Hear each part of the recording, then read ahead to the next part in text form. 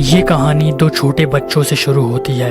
एक लड़की जिसका नाम होता है सत्या आनंद प्लेड बाय आलिया भट्ट और एक लड़का जिसका नाम होता है अंकुर आनंद प्लेड बाय वेदांग रैना। ये दोनों भाई बहन अपने स्कूल के बाद घर जा रहे होते हैं और जैसे ही ये लिफ्ट से होते हुए इनके फ्लैट पर पहुंचते हैं, ये देखते हैं कि उनके पिता ने बालकनी से छलांग लगा दी है। सत्या बड़ी बहन होने के नाते अंकुर को अपनी छाती से लगा लेती है, जिसके बाद ये कहानी आगे शिफ्ट होती है जहाँ सत्या और अंकुर दोनों बड़े हो चुके हैं।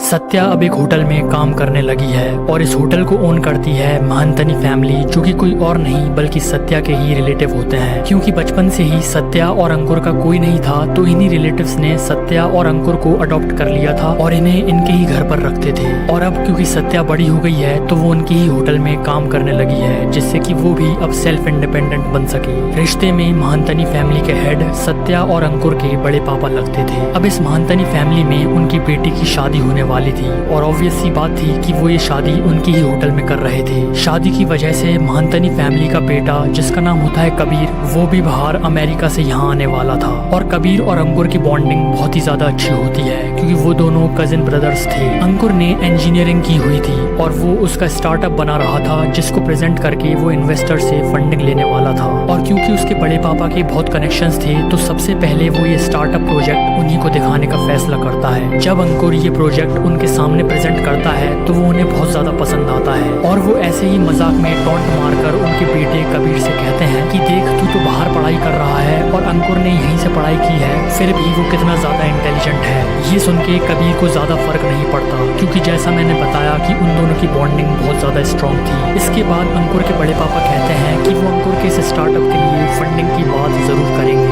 और ये सुनने के बाद अंकुर, सत्या और कबीर तीनों बहुत ज्यादा खुश होते हैं। इस स्टार्टअप प्रोजेक्ट पर और ज्यादा अच्छे से काम करने के लिए वो अंकुर और कबीर दोनों को एक बिजनेस ट्रिप पर हंसी दाव आइलैंड पर भेज देते हैं। अब वैसे तो ये हंसी दाव कोई कंट्री एक्चुअल में है ही नहीं, लेकिन इस मूवी में इसको मैप में यहाँ कहीं मलेशिया के पास दिखाया गया है और यहाँ के रूल्स एकदम नॉर्थ कोरिया वाले हैं। क्योंकि सत्या एक पॉइंट पर कहती भी है कि यहाँ तो हंसने और रोने पर भी पेनल्टी है। कबीर और अंकुर दोनों बहुत खुशी खुशी इस कंट्री में जाते हैं, लेकिन कबीर थोड़ा सा ज्यादा पार्टी और फन लविंग नेचर का था, इसलिए वो हंसी दाव में बहुत पार्टी करता था, जिसकी वजह से अंकुर भी उसके साथ चले जाता था। लेकिन एक दिन कबीर ने वहाँ पर किसी से कांटेक्ट करके नशीले पदार्थ की एक छोटी सी पुड़िया मंगवा ली थी और ये बात अंकुर को बिल्कुल भी पता नहीं होती। अब उस दिन अंकुर और कबीर दोनों कार में बैठकर कहीं जा रहे थे। तभी कबीर को सिग्नल पर दूसरी कार में एक लड़की दिखाई देती है। कबीर उसको हाय करता है, लेकिन वो लड़की उसको मिडिल फिंगर दिखाकर वहाँ से बहुत तेज स्पीड में निकल जाती है, जिसके बाद कबीर उसका पीछा करने के चक्कर में गाड़ी बहुत तेज स्पीड से चलाने लगता है और ओवर स्पीडिंग की वजह से पुलिस उन दोनों को पकड़ लेती है। जैसे ही इंस्पेक्टर उनकी छानबीन करते हैं, उन्हें कबीर की जेब से मिलती है वही पुड़िया, जिसके बाद उन दोनों को गिरफ्त में ले लिया जाता है। इसके बाद सीन शिफ्ट होता है इंडिया में, जहाँ पर कबीर के पापा और अंकुर के बड़े पापा को उन दोनों की गिरफ्तारी के बारे में पता चलता है। वो सीधे उनके फैमिली लॉयर जसवंत को फोन लगाते हैं और कहते हैं कि वो हंसाई दाव जाए और उन दोनों को कैसे भी बचा के लाए। ये बात जब सत्या को पता चलती है तो वो भी बहुत ज्यादा घबरा जाती है, लेकिन उसके पास भी कोई भी चारा नहीं होता क्योंकि अब जो भी करना था लॉयर को करना था। लॉयर जसवंत हंसाई दाव पहुंचता है और वहाँ उसे सच्चाई पता चलती है कि वो पुड़िया कबीर के पास से मिली थी, ना कि अंकुर के पास से।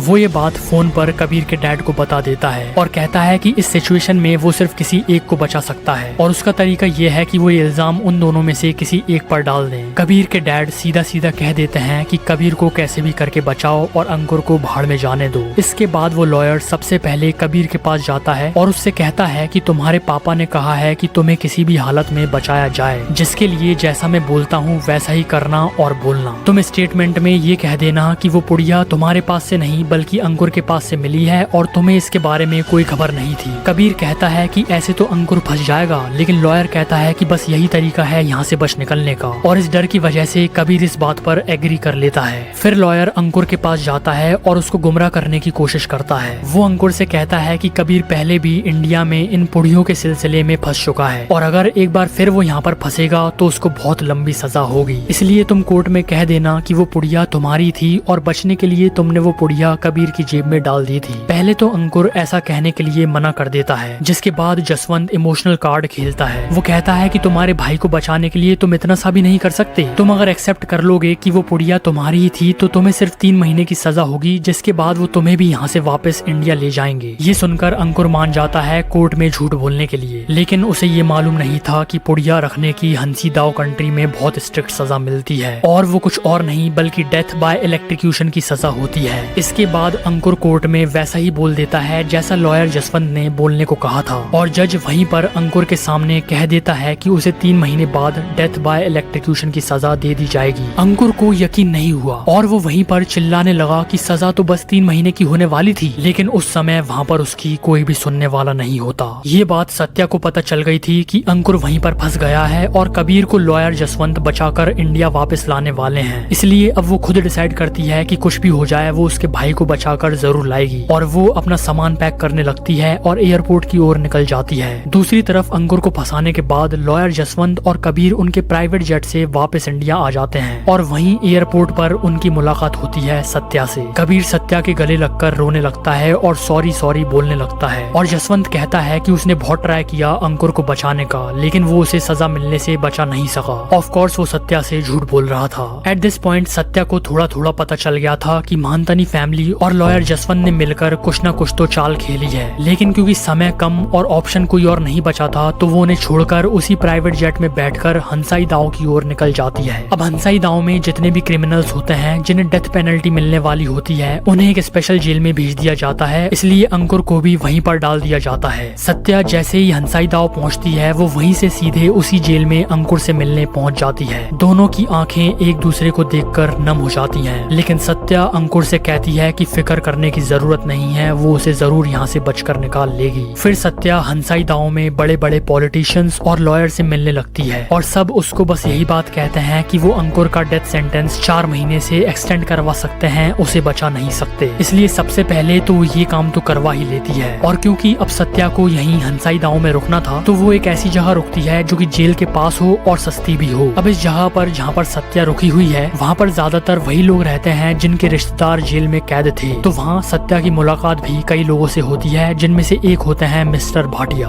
ये इंडियन थे और इनका बेटा टोनी भाटिया जेल में बंद था। ये अपनी जवानी में गैंगस्टर रहे थे और अब बूढ़े होने की वजह से इन्होंने वो धंधा छोड़ दिया है। सत्या एक और आदमी से मिलती है जिसका नाम होता है मुत्तू और ये पहले इसी जेल में ऑफिसर हुआ करते थे, लेकिन एक बार उन्होंने एक इंडियन को जिसका नाम होता है चंदन उसे इस जेल में डलवा दिया था, लेकिन बाद में उन्हें पता चला था कि वो तो बेकसूर है, जिसकी वजह से गिल्ट में उन्होंने वो नौकरी छोड़ दी थी और वो भी अब चंदन को जेल से बाहर निकालने की कोशिश में लगा रहता था। सत्या, मिस्टर भाटिया और मुत्तू इन तीनों की अच्छी बॉन्डिंग हो जाती है, स्पेशली सत्या और मिस्टर भाटिया की। ये तीनों मिलकर एक प्लान बनाने लगते हैं अंकुर, टोनी और चंदन को जेल से बचाने के लिए। दूसरी तरफ जेल में अंकुर बहुत ज्यादा उदास रहने लगा था और ऐसे ही एक दिन जब सभी कैदी वहाँ पर टेबल टेनिस खेल रहे होते हैं, वहाँ उसके पास एक कैदी जिसका नाम रायन होता है वो अंकुर को हेलो बोलता है। अंकुर बहुत ज्यादा दुखी होने के कारण कोई भी रिस्पॉन्स नहीं देता, जिसकी वजह से रायन अंकुर की गिरबान पकड़ लेता है। ये होते हुए वहाँ का जेलर और इस फिल्म का विलन जिसका नाम होता है लांडा देख लेता है। लांडा के ऑफिसर्स उन दोनों को अलग करते हैं और वो उन ऑफिसर्स को बोलता है कि रायन को इस कारनामे के लिए 10 कोड़े मारे जाएं। लेकिन तभी अंकुर कहता है कि ये गलत है, किसी भी जुर्म के लिए सबसे पहले कम से कम 3 बार वर्बली किसी को समझाना चाहिए, ना कि डायरेक्ट कोड़े मारना चाहिए, ऐसा रूल बुक में लिखा हुआ है। जैसे ही लांडा ये बात सुनता है वो उसके ऑफिसर से कहता है कि रायन को छोड़ दो, लेकिन इस मोमेंट से ही उसके मन में अंकुर के प्रति बहुत ज्यादा गुस्सा भर गया था।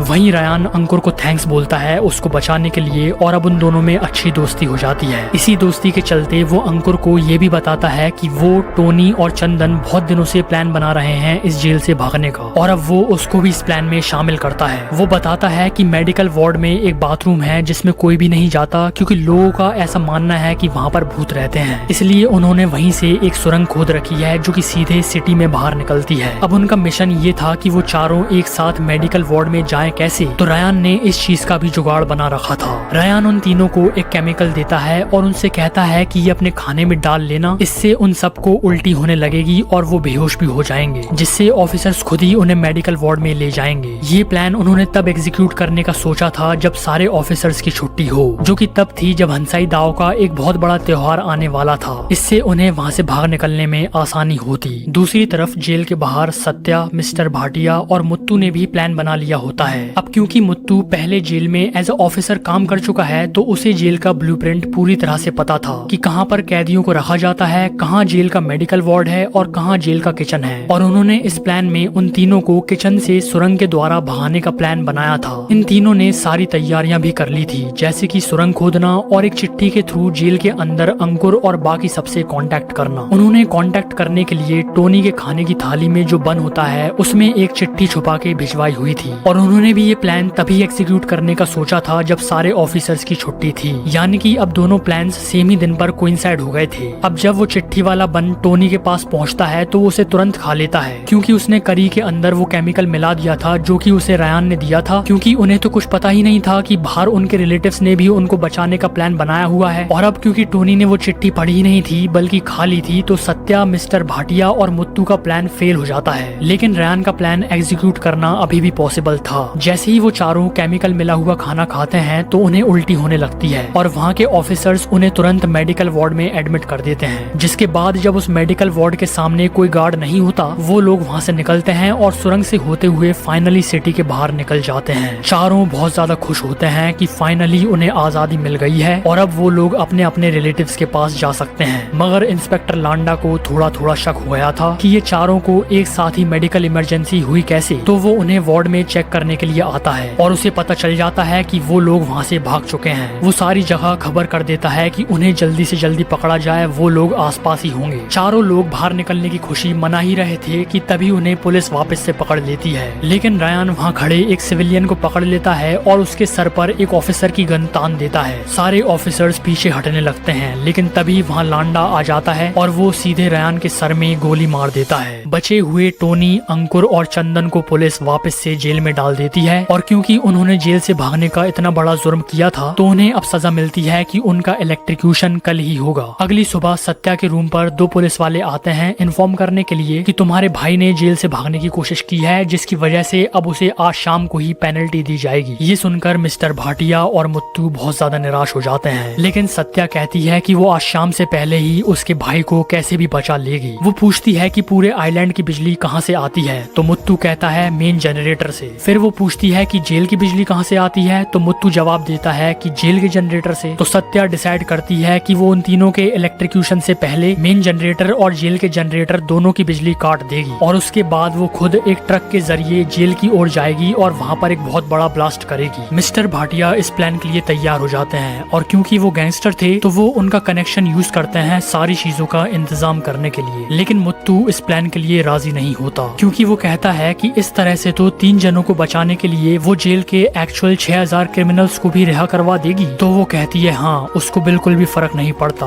उसको सिर्फ उसके भाई को बचाना है और उसके लिए वो किसी भी हद तक जा सकती है। वो मुत्तू से ये भी कहती है कि अगर उसने उसके बीच में आने की कोशिश की तो वो उसे भी नहीं छोड़ेगी। और ये सुनकर मुत्तू वहाँ से चले जाता है। इस प्लान की सारी तैयारियां हो जाती हैं और जब सत्या जेल की ओर फील्डिंग जमाने के लिए जा रही थी तो वहाँ उसे मुत्तू मिल जाता है, क्योंकि वो जेल जा रहा होता है दूसरे ऑफिसर्स को बताने के लिए कि अंकुर की बहन जेल पर अटैक करने जा रही है। वो सत्या को देखते ही एक ऑफिसर को फोन घुमा देता है, लेकिन फोन पर किसी को कुछ भी बताने से पहले सत्या पीछे से मुत्तू को गाड़ी से टक्कर मार देती है, जिसकी वजह से वो दोनों जंगल में गिर जाते हैं। इसके बाद उन दोनों में फाइट होने लगती है, जहाँ खाई में गिरने की वजह से मुत्तू मर जाता है और सत्या वापस से उसका ध्यान उसके मिशन पर लगाती है। अब शाम का वक्त आ चुका था और इंस्पेक्टर लांडा उन तीनों को इलेक्ट्रिक्यूट करने ही वाला होता है कि तभी मिस्टर भाटिया पूरे आइलैंड की लाइट बंद करवा देते हैं, जिसकी वजह से इलेक्ट्रिक्यूशन भी रुक जाता है और तुरंत बाद जेल की दीवार पर एक बड़ा धमाका होता है और इतने सारे कैदियों की वजह से अब पुलिस के लिए कुछ भी कंट्रोल करना मुश्किल हो जाता है और सत्या को आराम से अंदर एंट्री भी मिल जाती है। ये सब होते देख लांडा को बहुत ज्यादा गुस्सा आ जाता है और वो डिसाइड करता है कि वो खुद उसके हाथों से उन तीनों को मार देगा, जिसके बाद उन तीनों में फाइट होने लगती है और लांडा तीनों को बहुत ज्यादा पेलता है। आखिरी में जब वो तीनों बस बेहोश होने ही वाले होते हैं, वहाँ पर सत्या पहुँच जाती है और लांडा पर एक स्मोक ग्रेनेड चला देती है। अब पहली बार इतनी मुश्किल से सत्या और अंकुर मिल पाते हैं, लेकिन काम अभी पूरा नहीं हुआ था। सारे पुलिस ऑफिसर सत्या, अंकुर, टोनी और चंदन के पीछे पड़ जाते हैं। तभी उन तीनों को बचाने के लिए वहाँ पर वैन लेकर आते हैं दी ओजी गैंग गैंगस्टर मिस्टर भाटिया। सब लोग उस वैन में बैठते हैं और वहाँ से निकल जाते हैं, लेकिन तभी सत्या देखती है कि इस हबड़ा तबड़ी में मिस्टर भाटिया को गोली लग गई है और ये देखते हुए वो मिस्टर भाटिया से हैंडल ले लेती है। मिस्टर भाटिया कहते हैं कि तुम सब लोग यहाँ से निकल जाना, वो यहाँ से नहीं निकल पाएंगे और इससे पुलिस के लिए एक डिस्ट्रैक्शन भी क्रिएट होगा। सत्या के पास कोई भी ऑप्शन नहीं होता और वो ऐसा ही करती है। चारों लोग वैन से निकलकर एक गली से होते हुए निकल जाते हैं और मिस्टर भाटिया उनकी वैन को रिवर्स गियर में डालकर पुलिस की कार से भिड़वाकर ब्लास्ट करवा देते हैं। इसके बाद उनका प्लान ये था कि वो चारों एक मोटर बोट के जरिए नियरेस्ट कंट्री मलेशिया जाएंगे, जहां उन्हें मलेशियन गवर्नमेंट पनाह दे देगी और वहां से वो इंडिया आ जाएंगे। लेकिन जब वो बोट में जा रहे होते हैं, उनके पीछे लांडा भी बोट में बैठकर आ जाता है और वो उनके बोट के इंजन पर गोली चलाकर उसको तबाह कर देता है। अब सत्या को लगने लगा था कि उनका खेल खत्म हो चुका है, इसलिए वो अंकुर के सामने खड़ी हो जाती है। लेकिन तभी वहाँ पर मलेशियन पुलिस पहुँच जाती है और लांडा को गोलियों से छलनी कर देती है, क्योंकि वो सब मलेशिया में एंटर हो चुके थे। इसके बाद वो लोग फाइनली और हैप्पीली इंडिया आ जाते हैं। आई होप कि तुम्हें ये नरेशन जरूर अच्छा लगा होगा और यहाँ तक देख लिया है तो आप लोगों से एक रिक्वेस्ट है कि प्लीज वीडियो को लाइक जरूर कर देना और